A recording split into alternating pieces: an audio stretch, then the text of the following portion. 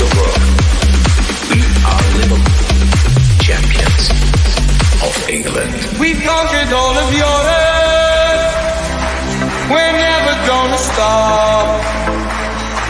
From Palestine to Turkey, we've won the fucking lot. By Paisley and the Shankly, the fields of our field gold. We are unsupported, and we come from Liverpool. Hello. Welcome to the match debate. I am not George Xanthus. I am Nick Koloski. I am joined this evening by our regular cohorts, Peter the Coach Kafinas. Hello, Peter. Hello, Nicholas. How are you? Very well. We are joined by other regular Steve Wilding, who's right below me there. Good evening, Steve. Evening, mate. Good to be back after missing out on some match debating with you guys last week. It was tough. Mate, the match debating was in place, mate. We match debated and we match debated well. We all came to one conclusion at the end. And I spectated. Watching from afar. And joining us for this one here is our we call him our Aussie Robbo. He is James Nicholson. Hello, James. How are you, mates? I'm very good, thank you, Nick. Looking forward to match debating on camera for the first time. On camera? You've never match debated on camera before? Not on camera, no, and not with three other people as well. So please be gentle on me through this experience. Please be gentle. First off, big hello to Hector Joseph. Says good morning, guys. Good evening to me. Hello, sir. Thank you for joining us. We are going. He's on time today. He's on time, mate. No mucking about on this one here. No mucking about. Let's get this sorted out here. Perfect. Okay, so we had a match overnight. The return to Ellen Road, first time playing against Leeds with a crowd in a very, very long time, and it was a good result, 3-0. I'll get initial reactions first up from you fine gentlemen before we get into the nitty-gritty and the, some would say, gruesome and sad. But, Peter, your initial reactions to the 3-0 win, what are your, just on the win itself? Still unbeaten. Yeah, we're still climbing away. Another clean sheet, which is super important early into the season. We played really, really well. We battered them, obviously, to a certain point in the game. Then it kind of just lost its way a little bit, and through obvious reasons. But we absolutely battered them from start to finish. And I'm sure we're going to get into a bit more reasons why as we continue. But it was overall really comfortable in an odd way, which I didn't expect at all. Mr. Stephen Wilding, your initial post-match thoughts? Yeah, sort of echo what Pete said. Really good performance if you sort of ignore that weird period after the injury. The game sort of just died then. But prior to that, it started sort of 5 minutes of intense football, and then we just controlled the game. They had the odd little chance here, but really strong, really solid, dominated them, and it could have been 3-0 wasn't flattering at all. It should have been a lot more in the end, I think. And Mr. Jimmy James Nicholson, your thoughts on the 3-0? Yeah, same as the other boys. To go to Ellen Road and get a 3-0 win is absolutely fantastic, but I think to do it in the particular manner that we did, given everything that was going on and the setting that we were in, it's not an easy place to go, and I think a lot of teams will struggle at Ellen Road this year, but the way we did it made it look very easy. Very good win. All is good indeed. Now, we do have to start off with the main talking point, the big thing that happened in that game, apart from us getting a clean sheet, is this one, unfortunately, here, which is Elliot's injury. And when I woke up, I saw chats, I saw tweets, I saw bits and pieces, and I thought, okay, what's happened here? He's gone to hospital. What's the situation? And then when you read what's happened, but when you see what's actually happened as well on closer inspection, you actually see like, damn, that was a very, very bad injury and a very bad tackle, I might add, as well. And there was a lot of debate as to whether it was or wasn't a red card because of the injury itself. I mean, me personally, regardless of whether Elliot gets injured or not, still, like, that's a bad tackle. It's like a scissor lunge from behind, and you can see what happens from the tackle itself. So I'll change it up a little bit. I'll go to Jimmy first on this one here. Do you think that the red card was warranted, even though it sort of came after deliberations between Klopp and the referees? Yeah, I think there's no question it was a red card. The referee didn't even have to take a second guess and look at the VAR monitor. Straight away, we knew that. Seeing the tackle initially, and when you're watching it live, you see it so quickly, you don't quite grasp what's happened. But I think even just the reaction of the players, Mo Salah in particular, in the way that they forget about the game, get the medics on. Football's changed so much in the last 10, 15, 20 years, particularly when we talk about tackling and what we can do. And I always think back to Arsenal in Birmingham years ago when Eduardo got his ankle done. And you cannot present a dangerous opportunity like that and tackle like that. It's putting players at risk. And I know some of the players were debating, but I think if they had seen that replay again, those Leeds players, no question, easy red card. Yeah, that's what Thiago's father. Hello, Thiago's father. You're proud of your son's performance this morning or this afternoon, no doubt. Mr. Stephen Walding, do you think that there is any doubt that that was a red card, or are you on the fence on that one? No, for me, I don't see any malice in it. He didn't intend to go out and injure Elliot, but it's a risky challenge. The fact that he's coming from behind, you mentioned it there, sort of a scissor motion. It's only, and Elliot's got his foot planted. You take him both out, it's only going to end up in an injury that way most of the time. So for me, no malice in it. You could see afterwards the player's reaction. He wasn't happy with what happened. He wasn't sort of trying to contest it. He was more in shock. So, but I think if you read the rules, it's a dangerous tackle. It's from behind. We saw what happened. No debate for me. Red all day. Red.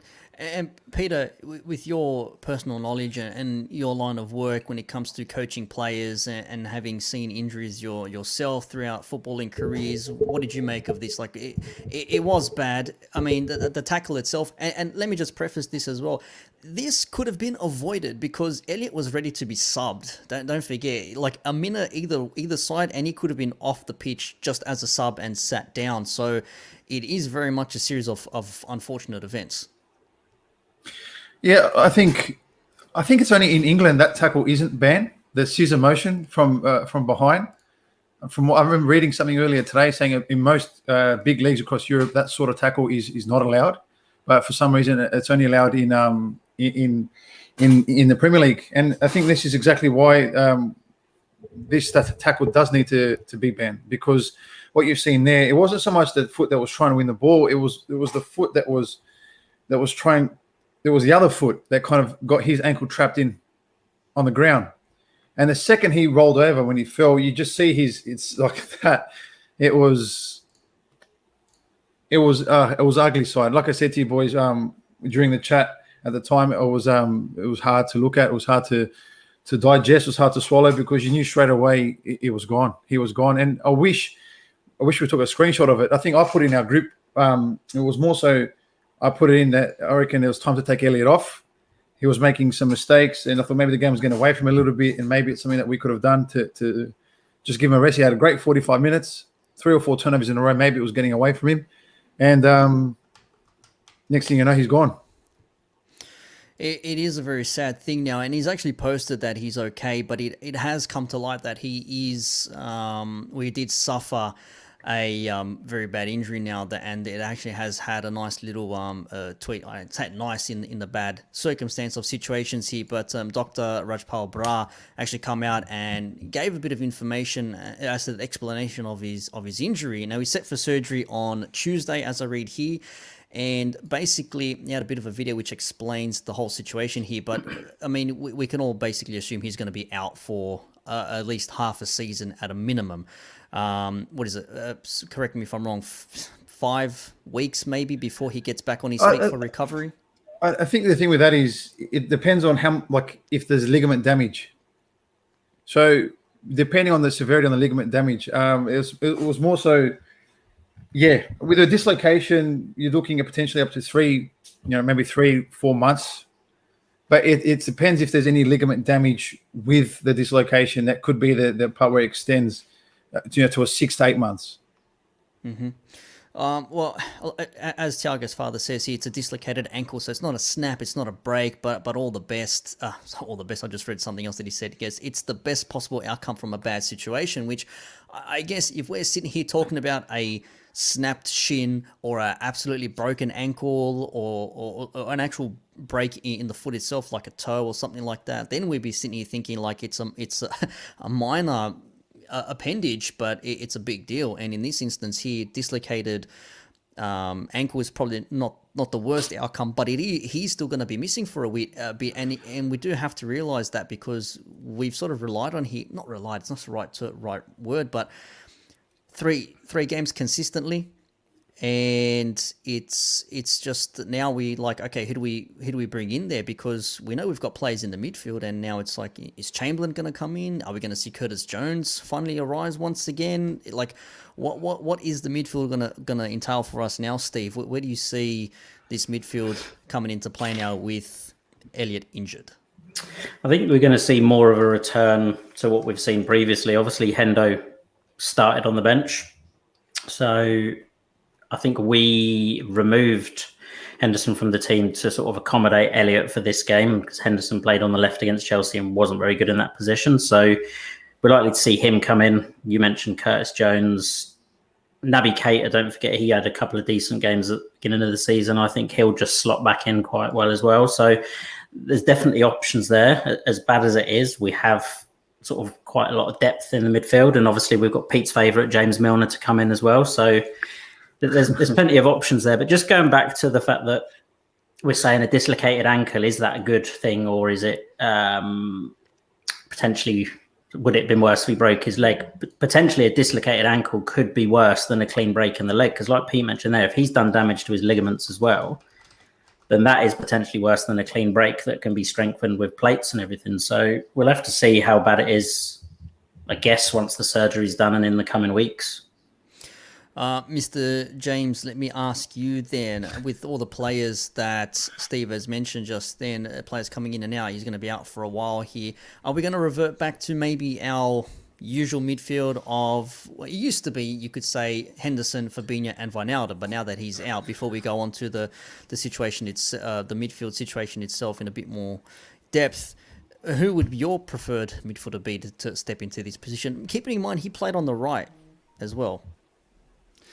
Yeah, it's an interesting one. Like Steve says, there's many options that we can pull out. It's not like that we're struggling to name anyone who can step up. I think personally I would love to see Curtis Jones given the opportunity to have a proper run in the side again. But just based on sort of how we went in pre-season, what's been happening, everything like that, it would be good to see Naby Keita try to re-solidify that role and try and get more than 3 or 4 games in a row.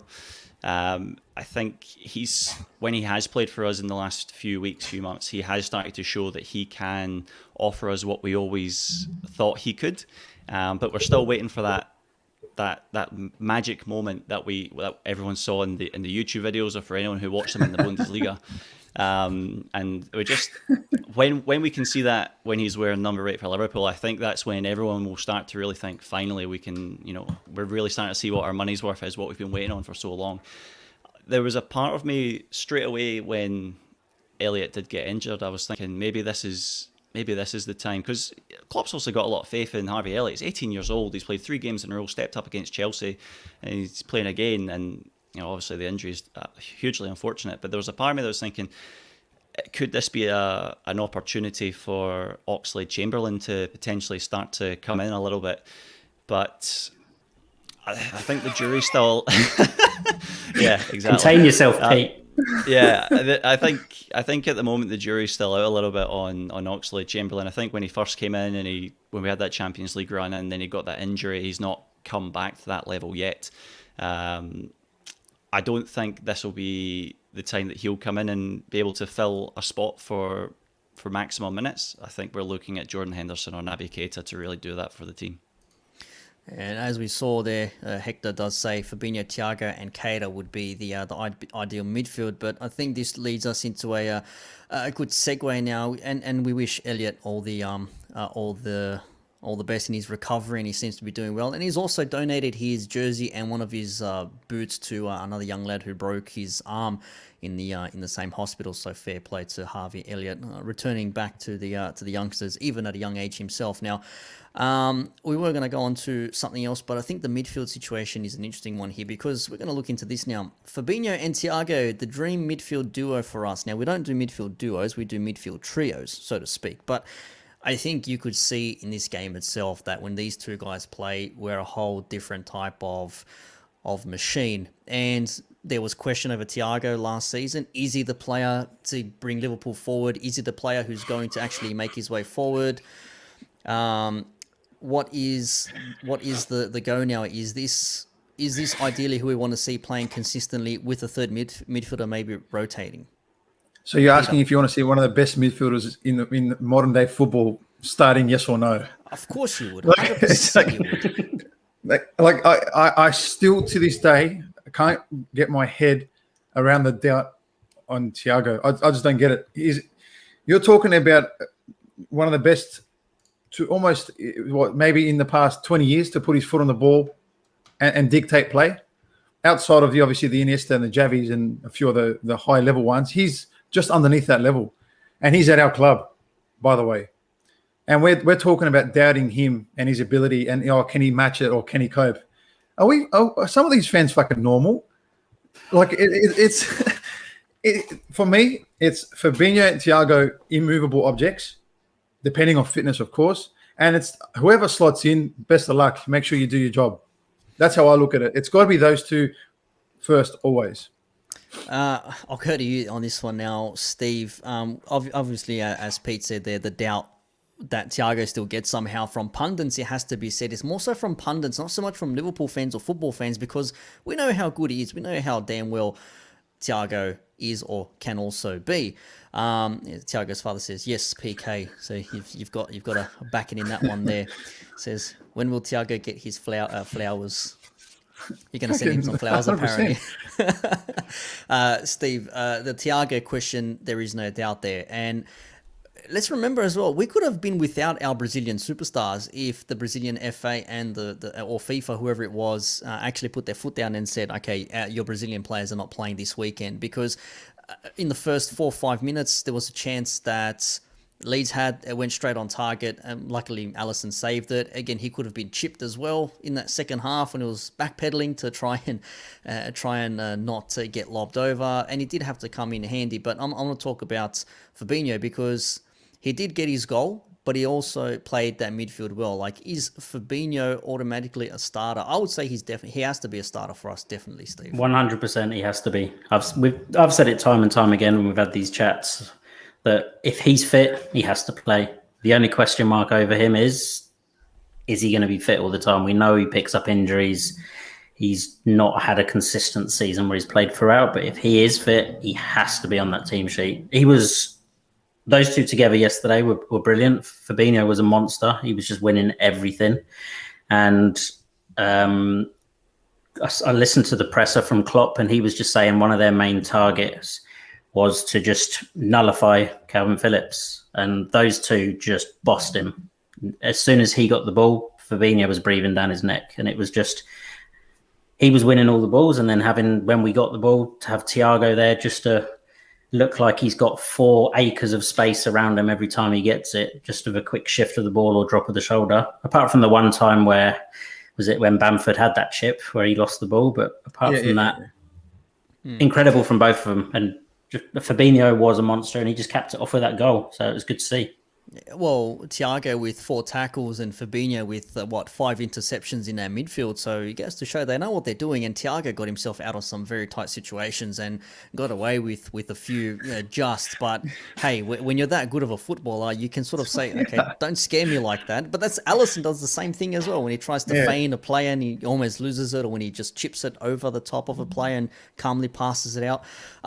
James, if we are going to be seeing Thiago and Fabinho play consistently, there are going to be moments when one of them is probably going to have to be arrested, or there'll be a new tactic to be deployed when playing against certain teams, or it could be a Champions League thing or whatever. If we get used to playing, and I know we don't see this that often, but if we get used to playing with these two in the midfield and one of them has to drop out and then someone else has to come in and deputise who don't do as good as a job, is that going to reduce our output and work rate in the midfield?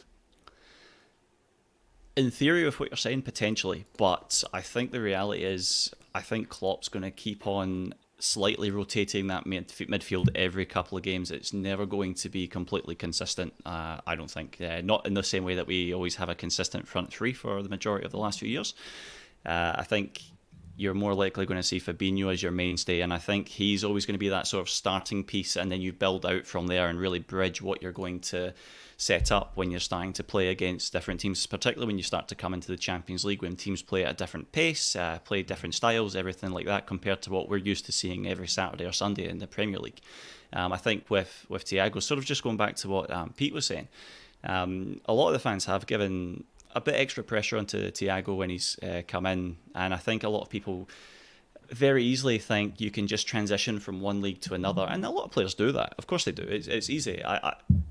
I still remember when Thiago played his first game against Chelsea, and I think in the first 45 minutes I sat there thinking, this boy invented football. Like, this guy just knows everything that's going on here. He just knows everything about it. But maybe he was a little bit inconsistent at times, but I think a lot of people just expect people to just be able to walk into a new league and just be able to boss it from start to finish. I think now that he's got more time with the squad, he's had more time in the Premier League, we're really going to start to see the fruits of that labour. And really see the quality that Thiago can bring into the side. In terms of Fabinho, the man's almost irreplaceable. We've been desperate to have a player like that in our side who can be so consistent and be such a stalwart in that position. Even when Leeds had almost nothing to give going forward. When they were trying to play long balls, they couldn't even get long balls over towards Van Dijk because they couldn't get past Fabinho with the long balls. When the ball was on the ground, they couldn't get past Fabinho with the balls trying to get played through. When we get players like that, when we have someone like that who's going to consistently play, injury dependent of course, week in, week out, we can build from a solid base, and that sets us up really well. Yeah, good points there. Pete, I want to bring this one to you here. Jack Murray, he makes a very interesting point here on Naby Keita. Played 1 minute, not enough commitment, 2 out of 10. Do you agree? Yeah, I just think he didn't do enough to influence the game. It was a terrible performance, not a single shot. I agree. Yeah, but you know what? Just quickly, Thiago's father wrote about 330 subscriptions before the end of the show. Mm-hmm. If we can get to 330 subs before the end of the show, Steve will wear a wig next week. Way. So under the bus. If we can get to 330 by the end of the show, Steve wears a wig next week. That's it. Pete's the bus driver. I've got one here already as well. It's Jerry Halliwell style from the Spice Girls. Nice. Just throwing it out there. But, going back on the whole Fab and Thiago thing, there's a stat that they played 9 games together, 8 wins, 1 draw with Fab and Thiago. It's not bad at all. So, and it's just got to be done. Like, them two have to be side by side. It is what it is now. And that third player, if it's going to be Henderson, fair enough, because he can play on that right side, which is accustomed to playing alongside Trent, who had a fantastic game, mind you. Some would say he's probably man of the match, some would say, but he had a very solid game, bombing up and down. And like Klopp said in his comments a couple of days ago when they questioned his positioning in the English team, he says, why would I change the position of the best right back in the world to something else? Like, keep him there and just shift his role a little bit, in one direction, which I know Pete will probably have more on that. You probably mentioned that already on the training ground, that pass, and you're probably going to mention it again when it comes to. But the other person on the right side of that pitch is the man who's now on 100 Premier League goals finally. Mo Salah hit his century. Pete, I want to ask you a question. Is Mo Salah the MVP? Behind Van Dijk, 100%. I think that's I always wanted to throw that question out here. Behind Van Dijk, 100% he is. And he's also the best African footballer to ever grace the Premier League. And he'll go down top 5 wingers of history of the Premier League. And he'll go down to top 5 Liverpool players in the history of Liverpool. Like, he's phenomenal. He's phenomenal. What about his free kicks though, Pete? Oh, Fuck the free kicks. I'm talking about the goals. He's phenomenal. how many free kicks has he taken now without scoring? What, 50 or something? It doesn't I matter. It lost doesn't count. matter. It doesn't matter. As big hello to Midnight Toka says, how do Reds? We do very, very well. Thank you for joining us. Thank you for joining us. Like, subscribe, all that good stuff, of course. Like Tiago's father says, and he's here for Steve wearing a wig. So we got Pete's we got Pete's take on the Mo Salah thing. Look, 100 goals, and remember he first came here coming from Basel to Chelsea. Didn't really strike it well. Went to, was it Fiorentina first, then Roma? Was it Fiorentina, then Roma? Yeah. I think it was, yeah. Yeah. Got it. And then Klopp said, no, you know what, we're getting Mo Salah. We're getting Mo Salah, and that is that. 40 million, we all thought, yeah, is he really the player that we need? Whatever. Plays him, bang, has goal on debut, top goal scorer first season for Liverpool, and then everyone's like, hey, he's only a one-season wonder. Then he does it again that season. Okay, fluke. Then he does it again the season after. Then we win the Premier League. Then we win the Champions League. Then we win Club World Cup. Then we win, whatever the hell we won that season. Too many things to name. And people were still doubting Mo Salah. But, Steve, I want to ask you, is Mo Salah more valuable to us at the moment than any of the other front three or front four players? And Thiago Fuzz says it wasn't Klopp's first choice either, mind you, apparently. So I got that wrong. My bad. That I is thought true, it was yeah. after Klopp. I thought it was after him non-stop. So maybe Michael Edwards saw something in Salah, maybe, Steve. What do you reckon? Yeah, I mean, it was quite well known that he wasn't Klopp's first choice, and he had to be convinced on it. And we should all be glad that Klopp did change his mind. But in terms of Mo, is he our most important or most valuable player in the front three? Is that what you said? Yeah, he's the most valuable player with the goals that he's scored for us, that he's contributed as well, and all the free kicks that he's pissed away. Can't Of forget course. that. No, he has to be at the minute. What he's done season on season. I mean, I've always said Bobby Firmino was integral to how we play, but we're seeing now that we're playing without him. I used to think if he was missing from the team, we struggled a lot, but we're starting to see that we can perform without him. And that's not a knock on Firmino at all. And Mane is like this at the minute. So Salah is consistent, churning out the goals. Even on a poor performance, he'll still slot one in the back of the net. So for me, yeah, by a country mile. Interesting point there. And Hector says he can also be on the highest scoring African in the Premier League. Drogba's on, 112 or something? It's 5 goals. 5 goals off. And he's five. Five goals. Drogba got to 104. Mate, he's going to score 20 goals this season, Mo Salah. It's guaranteed. After Crystal Palace and Brentford, he'll have the 5. Yeah, there you go. All right, I got a... or Pete will shave his hair off. Yeah, right. Jericho says he has a feeling Mane could be sold next summer. The front three desperately needs revamping, in his opinion. What do you take, Jimmy? What's your take on that? Tell me, is Mane looking like the player that's probably gonna go from this front three? Are the front three gonna disappear? Are we gonna have our own Madison Square Garden incident? If anyone remembers WWF situations like that. Yeah, got an interesting point. I don't know if Manny is going to be sold. I think that's a topic maybe we can discuss in a couple of months' time when we see how the next few months play out. But the just going on the Mo Salah thing, probably one of the most impressive things about his stats was 100 Premier League goals, 164 Premier League games. The only players who got to 100 goals in less games than Mo Salah were out-and-out strikers. Mo Salah is on that wing, and he loves that wing, and then cutting inside, and he has got to 100 goals in 164 games as a winger. I think that has to be applauded. No one can deny that he is obviously just a 4-season wonder or whatever it is now. He's so much more. He's absolutely fantastic. In terms of the thing with Mo Salah as well, even when he has a bad game, like Steve says, he probably still scores a goal. Even if he doesn't score a goal, he is running until the 94th, 95th, 96th minute. He just does not stop. And that's what makes the difference. And that's what makes him our very likely most valuable player. In terms of Sadio Mane, it's... Oh, come on, I'm just saying. In terms of Sadio Mane, he got his goal, 92nd minute. Fantastic. Only took him 12, 13 opportunities to finally find the back of the net. More shots than what Leeds had in total, mind you. Yeah, exactly. And it's great that he's getting into the right positions. It's great that he's getting the opportunities away. You're still expecting some decent conversion from those shots, though. I still think, though, let's see how the next few weeks, next few months play out. I know a lot of people have been asking questions of Sadio Mane, especially after last season. His output in terms of goals wasn't what we're used to. Maybe we've been spoiled a little bit, and we really need to start thinking about how we actually look at Sadio Mane's overall game. But we need to, again, give it a few months and see how that plays out. I wouldn't call whether he should be sold just yet. That's fair enough. Jericho says Mo should retire as a Liverpool player. Liverpool player. Do we all... Player. What the hell am I thinking of? Anyways, do we all take that? Would we love to see Mo Salah retire as a Liverpool player, or do you see him moving on somewhere in his twilight years? Anyone? Leave the floor. Pete, do you see him retiring at Liverpool? I hope he does.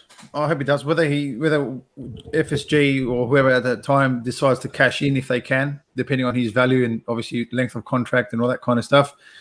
I hope to God that we do keep him for as long as possible. I mean, as long as he can keep scoring, we should have him. Because the hardest thing to replace ever is goals. So when you're selling 30 goals a year, you've got to buy 30 plus goals a year. So if we're going to get rid of Mo, which I hope to God, like again, we don't, we've got to make sure we're buying someone who can offer the exact same amount of input. That's a good point there. Steve, what's your take? Mo Salah retires a Liverpool legend? Above Origi? Below Origi? Where's he going to finish? I think he comes in just below Origi, if we're talking honestly. I love giving shit to Pete. But I think I'd love to see him retire at the club. I've always had this, and I've mentioned it on the pods we've done before. I've always had this feeling that I think eventually he will move on. I think his main thing when he signed for us 4 years ago was that he wanted to prove himself in the Premier League because of his experience with Chelsea, and he got quite a lot of stick, and everyone said he couldn't hack it in the Premier League. So one of his big thing was he wanted to prove that he could, and he's come back. He's proved everyone wrong. He's been top scorer. Was it 2 of the 4 seasons or 3 of the 4 seasons? He shared one with Mane, and Aubameyang. He's won Premier League, Champions League, Super Cup, World Club Cup. He's done everything he needs to, and I just see him as the player that I think he might want to go on and prove himself in a different league. And I always thought Spain would be his next destination, but what the hell is going on with them 2 clubs? I don't know. So maybe he will stay for us longer. But don't forget, and I agree with what Thiago's father just said before. I think he does become a 9 eventually, the longer he stays with us, because he's similar to Cristiano Ronaldo. His game will have to adapt. It will have to change at some point. And we know he's quite clinical in the box, and he pops up, like you saw the goal against Leeds, didn't get the through ball he wanted, but still just changed his movement, changed position, and just received it off the cross and taps it in. So I think that if we can keep Salah, the longer we keep Salah, I think the more we'll find that he does roll in central and become more of a 9 in our team rather than a winger. And Thiago Silva reckons Spain's in the mud. So, no, but it's true though. Like, we're going to go to Real Madrid now. They're rebuilding. We're going to go there. Yeah. It's not. James, you stay at Liverpool. You've been top goal scorer 4 seasons in a row. Let's just say you've won everything. You're still playing. Would you go to another club and try and build up yourself as a fan favorite, or would you say, screw that? Everyone loves me here. They're going to build a statue of me in a few years' time. I'm going to stay here and finish a red. What would you do? Plus the rumours of a £300,000 a week contract being mentioned. It's interesting. It's what is it? Is it the passion for football that comes, or is it the nice big paycheck that comes as well? You got to be realistic on these things. Football, as much as we love football for what it is, it's also a business, right? And people who play football are also wanting to try and achieve personal accolades and set themselves up for the rest of their life. I have no doubt that he's probably already done that a few times over, but at the same time, where you can make more, you can make more. I would love to see Mo Salah retire at Liverpool. Where he would go from here, it's a good question. I have no idea.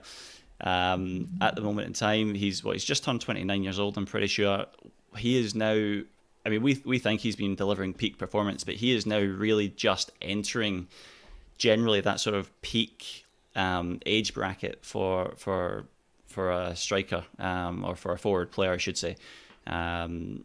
If we could hold on to him, that would be great. But my concern is, in order to be able to hold on to players like Mo Salah, and then as he gets on, develop him into a number 9, we need to start bringing in players to then go around that as well. We can't just rely on having the same front three plus Jota for another 2-3 seasons, and then having a pecking list that includes Divock Origi, who turns up for 10 minutes at a match in Newcastle and wins a corner. Like, that's not sustainable. That's not what's going to keep a player at a club. And I know the whole coronavirus thing and everything like that, in terms of finances that have had or haven't come through to the club, as being an impact, as something that's impacted. But keeping Mo Salah is one thing. It's what you do around Mo Salah to make him want to stay longer. That's the big part.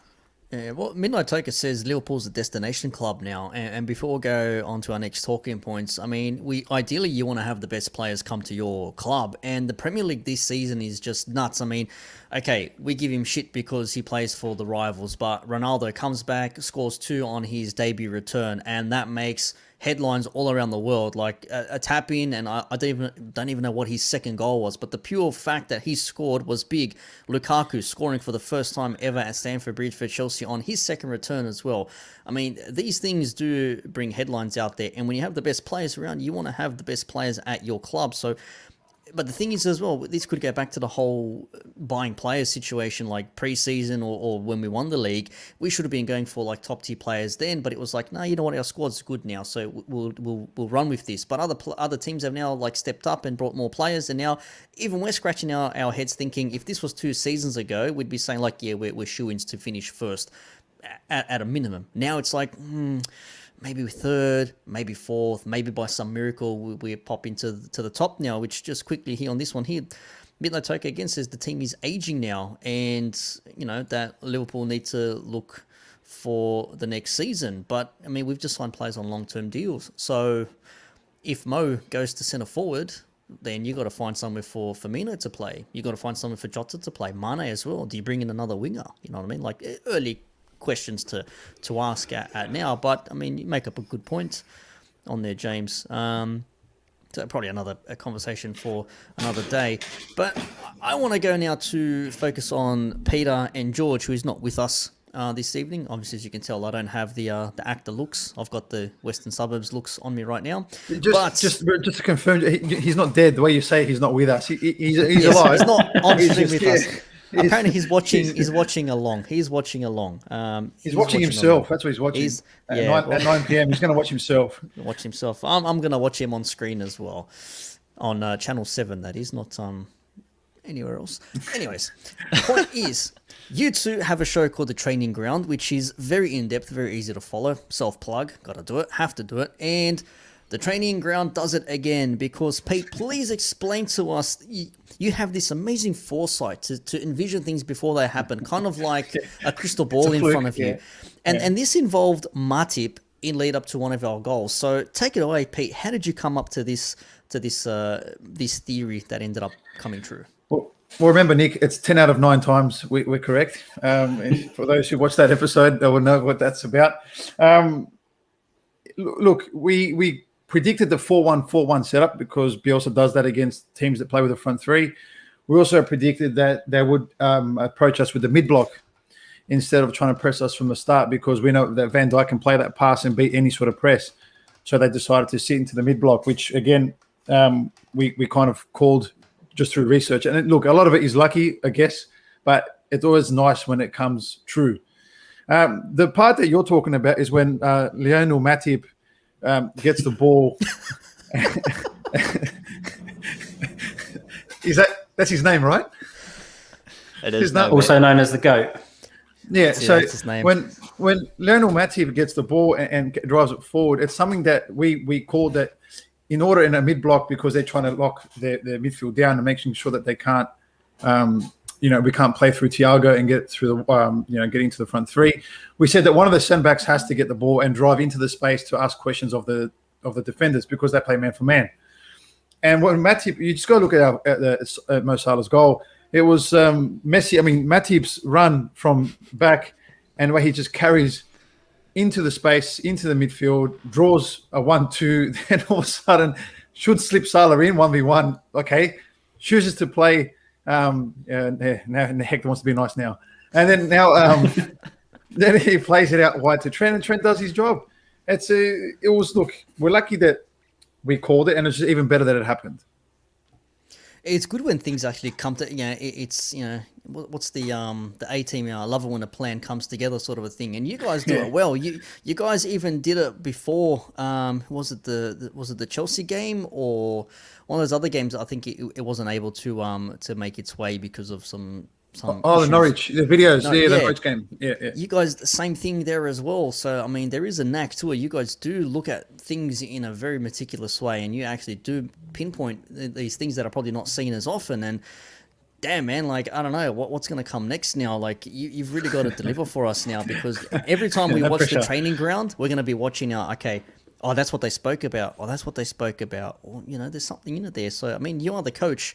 You are the coach, and like Thiago's father says, Matip has always been sensational on the ball ever since the Schalke days. So who's Matip? Yeah, we just like Messi. Lionel Matip. And look, let's be real. He has ventured forward. Of course, you've always seen it. Van Dijk will sort of like sit back. Trent will be on his way. Robertson will maybe start shifting a little bit more forward, but still within our own half. And you'll just see Matip pick up the ball and say, all right, Daniel Agger styles, let me just run forward, you know what I mean, and like try and make something happen, but without the end product. Of course, Agger scored some belters from like 40 yards out, and it is nice to see that Klopp's actually given him maybe a role, or maybe because it is Matip, maybe people don't suspect him to make those ventures forward and maybe give a ball. They're thinking like, yeah, well, here we go, well, watch this guy go forward, and then like, oh shit, you just split us apart in like one pass, you know what I mean? I don't know, but like, am I thinking, is there something? Hector just can't pay. You're my man. Turkish father said, we have to remember availability is the best ability, because he's available. Pete, I mean, would you see any of our other defenders doing anything like this? Like, has Gomez tried to venture out previously? No, Gomez does do that. It's just Gomez does it with a bit more power and purpose. Like, he drives because he's so quick and so like powerful when he runs. It's a bit more of a like a kamikaze kind of just into the area, not like in a negative way, but he's a bit more dynamic and a bit more, burstful into these pockets. But the way Matip does it so gracefully, like a gazelle in the wild, it's just as nervous as it makes me sometimes as well, because he fucking makes me nervous. It's just like, that meme. I keep thinking of that meme, the Lord of the Rings one. I'm going on an adventure. Oh, yeah. I just see him start running, and I can just picture him going, wee. It's just, I don't know. I think maybe if you want to give Mane a rest, put Matip out there. Oh, here we go. That's taking a stretch too far. Imagine that. Yeah, I'd love to hear that one on the training ground. Steve, Matip, left winger in place of Mane. What do you say? Done. Get it done. Just cross the ball. Let's debut it against Milan in our next game. That's it. That is the caption. That is the sound grab. Mane on the bench and Matip left wing. Lionel Matip left wing. That's the sound grab. That's the sound grab right there. Thiago's father says Gomez can do it. Always very powerful. He does love to get forward a little bit more venturous. And just on that as well, you said about the other defenders. I don't know if you watched a lot of Konate at Leipzig. He does the same as well. He's confident in bringing the ball out and gliding past players. So I think in him as a player as well, you've got someone who can slot in and do that. He's not quite Lionel Matip, but there's something there to work on. He's still young and can get to that level. No, that makes sense there. And if we have another defender who can, go out, who maybe doesn't make you feel as nervous as Matip does, I mean, I'm all for it. Gomez, Konate, maybe a couple of others there. And even Taylor says he can play holding midfield as well. He can play holding midfield. Matip, holding midfield. Maybe we should just play Matip and next to Fabinho and have the world's longest defensive midfielder. That's his longest legs. And Konate used to be a striker in his youth days as well. So I'd love to see Konate actually play against AC Milan this week. How's that for a Esteban. debut? Champions League. That's not a bad one here. Before we sort of touch on that, let's just talk about this here as well, though. The return to Ellen Road, because we mentioned it last week. This was going to be their grand final. You know, Liverpool come back to Ellen Road. We've had some big matches there, and okay. The game went our way, bar the injury. That's terrible, but 3-0, comfortable. We had, 30 shots on target. They had 9 shots in the whole game. Mane had 10 shots himself. 10 of them. Yeah, it's pretty wasteful if you think about it in that aspect. It's a good thing that, hey, we're taking shots at goal, but it's another thing, it's like, where the fuck are these shots going? Like crossbar, over, side, row Z, hit the guy in the face trying to have his meat pie or whatever. Like, they're going all over the place. But hey, at least we're taking the shots, and we're the we're the highest team with the most shots. I think 100 shots so far in the Premier League. And who's that behind the stat? Says, morning, gents. Hope you're well. Statman Stubbs. Statman Stubbs. There you go. I was going to say SMS. I was wondering what SMS meant. I was like, what? Send you a text message or something? Yeah, I was going to say, Stubbs. what? That's the main man. That's the legend. I know what it means now. Yeah. That's Peter's domain there, with the stats, whatever. But look, the return to Ellen Road. Let's be real. I was actually expecting a tough game against Leeds, only because at home they did have some shifts last season. Okay, second season's not always the easiest, and they're not in the best place at the moment. But hey, we've seen it ourselves, man. You can have one off day and everything falls to pieces. Evidently, it was their off day. You guys, I think Pete mentioned at the start, nervous. Steve, were you nervous just based on the atmosphere itself? Because we've had discussions on the Anfield atmosphere not being the best, and fans even come out saying like this Anfield is not the Anfield I remember. It's very corporate now. We sing "You'll Never Walk Alone," and then 10 minutes later, and then everyone's quiet again. Whereas you watch Crystal Palace play against Tottenham, and their fans make a real impact. And then you see Ellen Road as well, and the Leeds fans there. Like, were you nervous based on the fact that the fans themselves might have influenced this game? No, I wasn't actually. I mean, in recent years, the team sort of developed a real sort of mental strength. And the year we won the league, you just look at the performances we had, and we went into hostile environments and hostile atmospheres, and it brings another level out of the players. I mean, you see a lot of the top players, they talk about playing at home in front of their own fans, and that gives them another level. But some of them also mention that they love going to the tough away grounds. And even if the atmosphere is pumping and it's coming from the opposition and they're giving you abuse, if you've got the right mentality, that takes you up another level as well. You don't let it intimidate you. And I think we use the phrase mentality monsters a lot back when we won the league, and I think the core of that team is still there. I mean, only Ginny Wijnaldum's gone, so I think that's there. They all know they're all mentally very strong. They went through a lot last season, but I think you can see that togetherness and that toughness is there again this season. It's looking like, and I know it's early days, but no, I wasn't concerned by it. I thought I was confident we'd get a win there regardless of the atmosphere. Mr. Jimmy James, I want to ask you the question now. There was a nice reception to Harvey Elliott, not because he was injured, but because he got up and he recovered well. But there were some pockets that apparently booed him, and that's what I heard from reports. I haven't actually seen the whole incident myself again. It's just a normal part of football, but like, should home fans or rival fans be booing players that have gone down and severely injured themselves? I'm not talking about rolling around like David Luiz, holding your face and smiling at the cameras, you know what I mean? Like a proper serious injury. Like, is booing still I'm not trying to act virtuous. I just want to ask the question because I heard a lot of people say, oh, there's disrespectful, whatever. Is booing an opponent player who's been injured a very bad thing? I don't think it's the most appropriate response, but I think where you're in a footballing atmosphere, and I think when you look at the situation of that game and where it was at that moment in time, I think it wasn't long after we had gone 2-0 up. I think Fabinho had only scored a few minutes prior. I think when you look at the situation, I think the Leeds fans were desperate for their team to actually rile up and get back into it. I think it was only a small pocket that was booing. You're going to get it no matter where you are.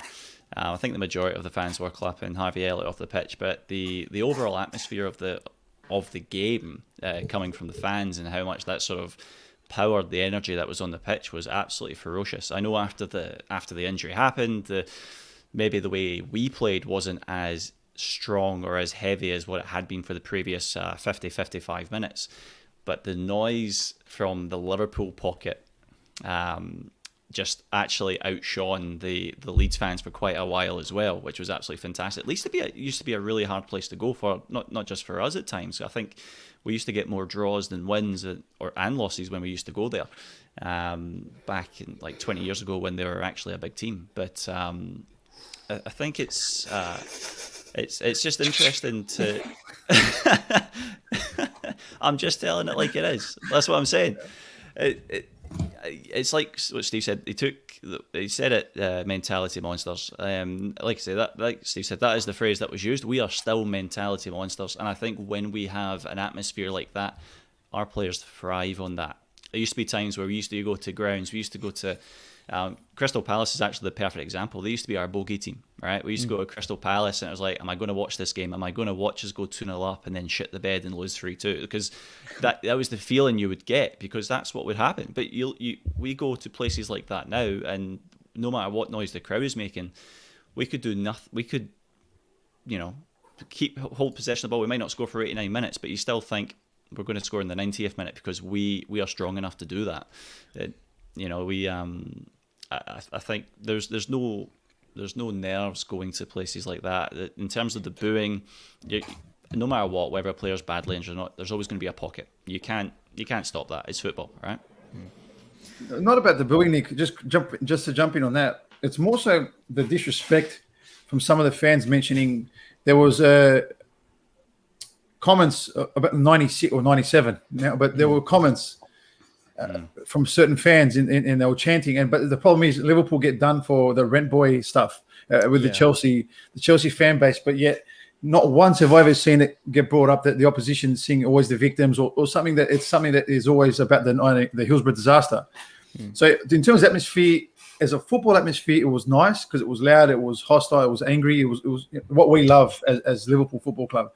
But then you go and flip it to that certain group of people that were singing these sort of chants and going down that road. It's like, come on, man. You like, okay, sing and support your club, but don't start that shit. That's not called for there because it for me, you're lucky it was only 3-0. We should have put 7 past you. And 8, maybe 8. Like, you should have really shut your fucking mouths because that's not something that you do during a game anyway. Yeah, it's like when you're losing, you resort to like, oh, well, what's going to annoy them? I know, let's sing about like, something that's dear to their hearts. And Jericho says he was expecting a 7-0, but Mane had other ideas. Hey, man, Mane had other ideas. I mean, it is what it is. Now, I think atmosphere be gone now. Mate. Now we have a European game awaiting against AC Milan, who are on a 4-game winning streak themselves. The old enemy, they come back to town. Yes, we've got Istanbul. Yes, there was Athens a couple of years after that where they pegged us back. But look, 2-1, they won in their, they had some, had a club friendly, but then in the Serie A, a 1-0 against Sampdoria, 4-1 against Cagliari, 2-0 against Lazio, and they're taking us on the 15th of September. So, with that being said, Stephen, AC Milan coming to Anfield once again. Are we going to see a squad rotation? And is Mane going to actually score a couple of goals? Because he seems to fare quite well in the Champions League. Well, we've already decided he's not playing left wing. So we've got Matip up there. So I'm not sure about that one. But no, seriously speaking, I can't wait for that. I mean, the European nights are what everyone talks about when it comes to... We've mentioned it on a few of the pods in the last few weeks about how the atmosphere at home hasn't been great in the league games.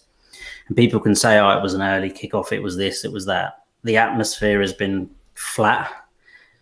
If this game against AC Milan, if I'm sitting watching it and the atmosphere is flat there, then I'm going to be pissed off. There can be no excuses. European game, 8 o'clock kickoff, PM.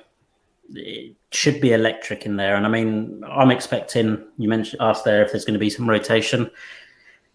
I think there's going to be some forced changes. I think Henderson comes back in, obviously with Elliott being injured. I wouldn't have seen him starting the 2 games in the week anyway. I don't know whether Fabinho, Thiago will play again. I think it might be that Keita comes in, one of them. So maybe that's an option. And at the back, I'm not sure whether he's going to push Van Dijk to do 3 games in the space of a week after just doing 3 international games in the space of a week. I think you might see Gomez come in, or we mentioned it earlier, does Kanate come in and get his debut in the Champions League? I can't see Van Dijk being risked and pushed, bearing in mind he's just had that 8-month period off. And then could we see Tsimikas come back in? Interesting. That is a very good point, actually. I was going to ask James, a question on the defence in the midfield. But Remy, just to let you know, it's 8 p.m. Monday nights, Australian Eastern Standard Time. So I just type in 8 11 p.m. a.m. Australia time. 11 a.m. UK time. 11 a.m. UK, yeah. If it's UK time, there you go. So that's that one there. Which Jimmy everyone will James- just get confused with when the clocks change. Yeah, of course. Yeah. Whatever the Every time time. is. Yeah.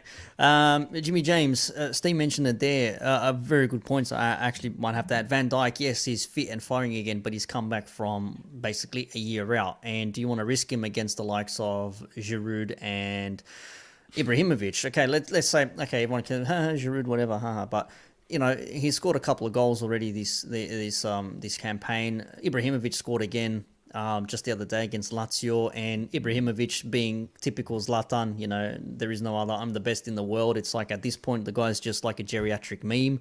As far as I'm concerned, it's like, bruv, mate, Jolly and Matip. That's all I have to say. Now, are we going to see... Are we going to see changes in defence? I mean, do we want to go hard and change our whole defence because you want to get off to a winning start in a European game at home, no less? Like Steve said, if the crowd's on and we have a shit performance, I don't want to know what's going to happen after. Yeah, that's the thing. It's not just another game. It's the first Champions League game of the season, and it's at home under the lights. And of all the opponents that you could pick in Europe to play, you've got AC Milan. I don't think there's any better team to start a Champions League campaign against. And I don't see much rotation. I do have some questions around Van Dijk. I still don't actually think he's allowing himself to be at 100% yet. I think he's still probably got a little bit of concern as to whether he can really go all out on his injury that he had.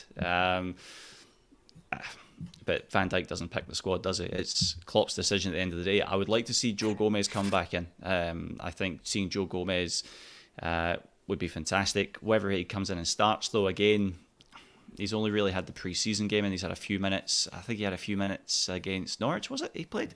But he's not really had much outside of that. It's the midfield that's going to be the big one. It really is. Again, coming back to what I was saying earlier, I think Fabinho is a solid start. I would love to see Thiago play. I don't think he will start. I think it's going to be the introduction of Keita, and I think it's going to be Henderson as well to lead the squad from the right-hand side. And then in terms of your front three, I think it'll be the same front three as well. I think Jota holds on to his place with Mane and Salah on either side.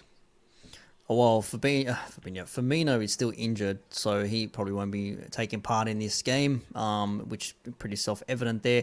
But, Pete, I want to ask you, as we mentioned, the defensive thing, like you don't want to change a defensive lineup, but because we played on a Sunday and we're playing again on a Tuesday or a Wednesday, is there enough of a gap in between there where you can say to Van Dijk, look, you're going to be, we want you to play, and we also want Fabinho to play, and maybe Thiago will start on the bench, Henderson and Keita will maybe come in for that game, and then maybe someone will swap over.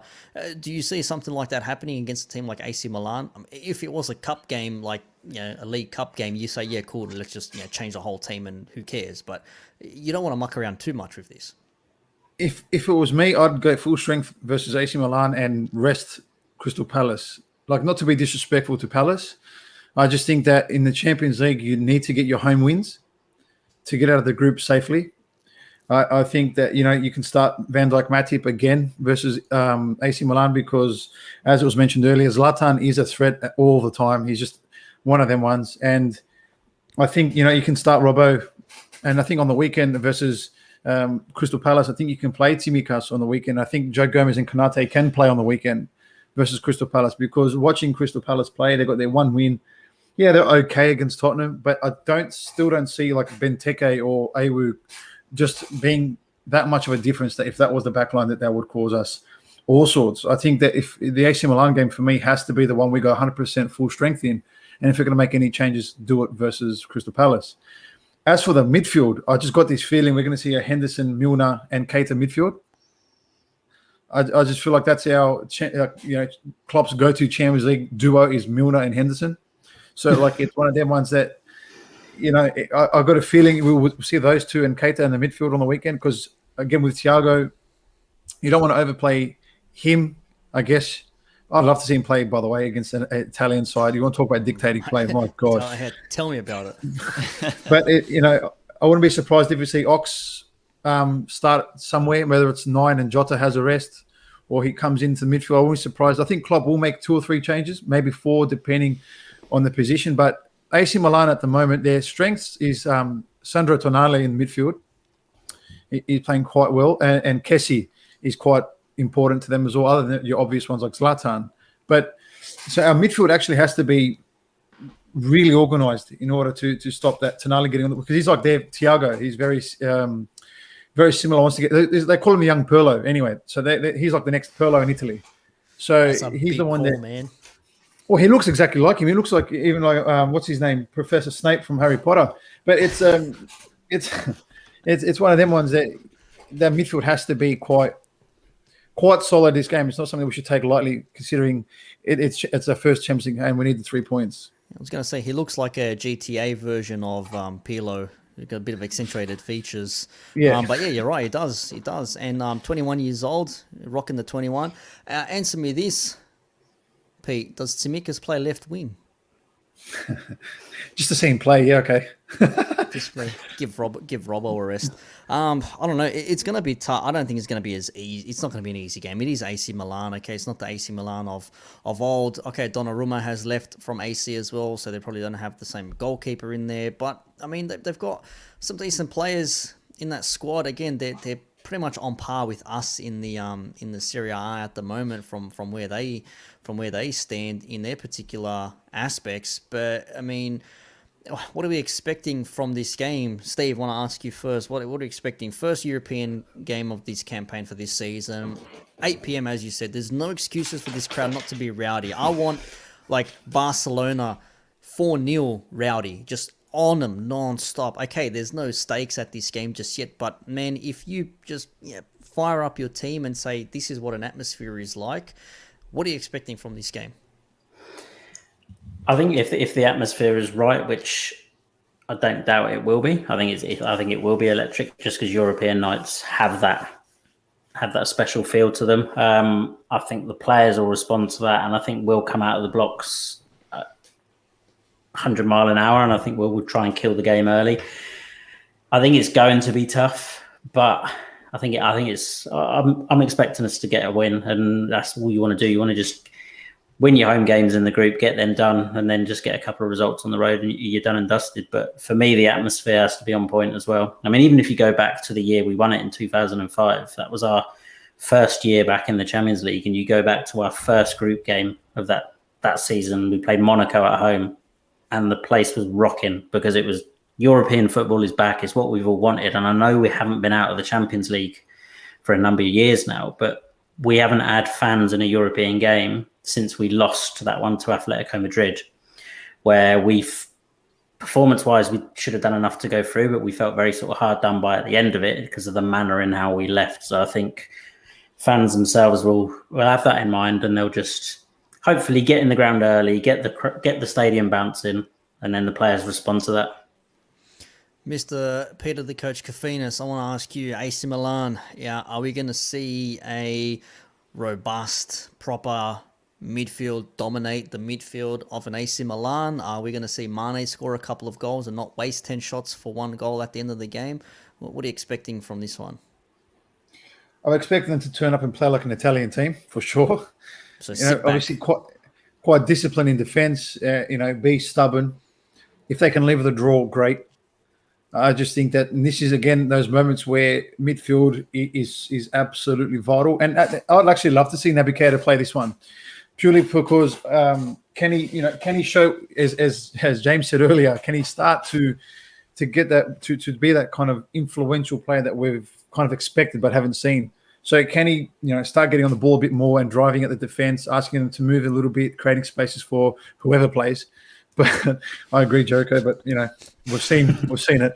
But you know what I mean? It's one of them ones that the midfield is, when a team wants to be stubborn, our midfield is everything, because Salah can't do what he does if they're sitting so far back. They can't play him in behind. So somehow we've got to find another way to free Salah up, and it has to be through midfielders getting the ball and being a bit more brave. Makes sense. James, what's your take on this? Not the James Milner. You are the James Nicholson. Defense. Are we going to nullify 30-something century-year-old Zlatan Ibrahimovic? Giroud, he can still do a job. He's got a couple of goals. Again, like we said, Tonali in the midfield, Kesse as well in that squad. Are we going to get the win against AC Milan? Effectively is what I'm asking you. Short answer is yes. I think it's just the manner in which we do it that's going to be interesting. I think if we really want to make sure that we are walking away with 3 points on a European night, we need to be getting early goals, and I think we need to be hitting it hard right from the very start. We can't build up into the game. We have to make sure that we are being clinical right from the get-go. Going back to what Peter's saying about how Italian teams like to set up, and I think particularly when they're coming to Anfield, they want to frustrate, or they'll try to frustrate. My concern is when I think about teams that want to sit ultra defensive, I think about how Chelsea set up against us in that second half a few weeks ago, and we were trying to break them down, and the best we could do was shots from outside the box. I don't want to see us trying to fight through that on a Champions League night. It's going to be one of those atmospheres. It's been so long since we've had fans in, not just in general. I know we've had the fans in for the league games, but in terms of those Champions Leagues night, you cannot compare a Premier League game, or most Premier League games, to any Champions Leagues night at Anfield. I think if we can get an early goal or 2 early goals in that first half, I think that is going to make the difference. Otherwise, we might find ourselves getting a bit frustrated and starting to wilt away, and I don't want that to happen, of course. That makes sense. I mean, overall, so far this season, AC Milan, they've scored 3 goals from a counter-attack, and that's probably one thing you want to avoid. Like Pete said, if they're going to play defensive, then you're going to sit back and wait for us to go forward and then spring us on a counter-attack. But Hector also asks, Van Dijk versus Zlatan, is there even a debate in this? I reckon it's been one of the most interesting matchups we've seen, other than when Ronaldo comes to town and it's Van Dijk Ronaldo. I think this is going to be awesome. I'm actually really looking forward to that matchup. But obviously, I want to pick Van Dijk wins because it's Van Dijk and he's the best. So 100%. Yeah. All right, we've gone past the hour mark by some distance now, and I think we'll wrap things up unless anyone has any further agendas they want to bring up into this conversation. No, just keep your eyes peeled for another show coming in this week where the boys will be running. Probably a post AC Milan kind of chat, and obviously the training ground on a Wednesday or Thursday. Red Flicks, that is the debut show, Red Flicks and Chill, where we will ask you, the fans, to come in and have a conversation with us, whatever the topics may be, discussing post AC Milan for this one here. And I think we'll definitely put the link out there once the show is going. We'll get through what we need to get through, and then the second half we'll have people on and just giving us their thoughts, have a bit of a healthy discussion, maybe some debate, and we'll see where we take it from there. But Tiaga's father, great show. PK is the GOAT. Do we believe that, boys? Lionel Matip. Peter Matip, that's his name. VVD outscores Zlatan. Wow, imagine that. VVD gets a goal, Zlatan gets nothing. I just hope that Van Dijk shuts this bloke up. And I know we have to leave, but I can't handle a fucking post conference of him talking about how he's some fierce lion and the world is scared of him and the bullshit that he says. Just shut your mouth. I just hope that Van Dijk just crushes him. He talks about himself in third person. Only The Rock should do that. Man. That's it. Only The Rock can talk to himself in third person, because The Rock is the most electrifying man in entertainment history. I want Van Dijk to go up to him and ask him, what is your name? He goes, I told you my name. It doesn't matter what your name is. And his Dutch accent. I love him to do that, just man. Drop him. But anyway. Give him a rock bottom. We're getting aggressive. We don't need to be aggressive. 100%. There you go. Hector Joseph's in. Be sure to watch the shows. And Tiaga's father said, can you imagine the Zlatan interview? Oh, no, I don't want to. I don't want to think about it. I don't want to think. Nah. I do not want to think about it. I don't want to think about it. All right, boys, I think we will leave it there. But once again, you can catch us on Twitter at Red Sea Down Under, and you can also catch the main show. I think it's at Red Sea Podcast, I believe it is. And at the Red Sea Pod, that's what it is. So Red Sea Down Under is us. Thank you, boys, once again, Peter, Steve, and Jimmy, and George, wherever you may be. Hopefully you are well. Hopefully He's on TV right now. He's on Don't TV love yourself. right now. I know. He's cutting into my show. I was meant to watch the show debut, but sorry, man. Hurry up. Come on. I'm deputizing for you here, so it is what it is. Anyways, that is that. We'll get with the outro. Once again, thank you very much for everyone watching. Don't forget, like, subscribe, comment, all that good stuff. Till next time, up the damn Reds. Tell the world we are Liverpool, champions of England.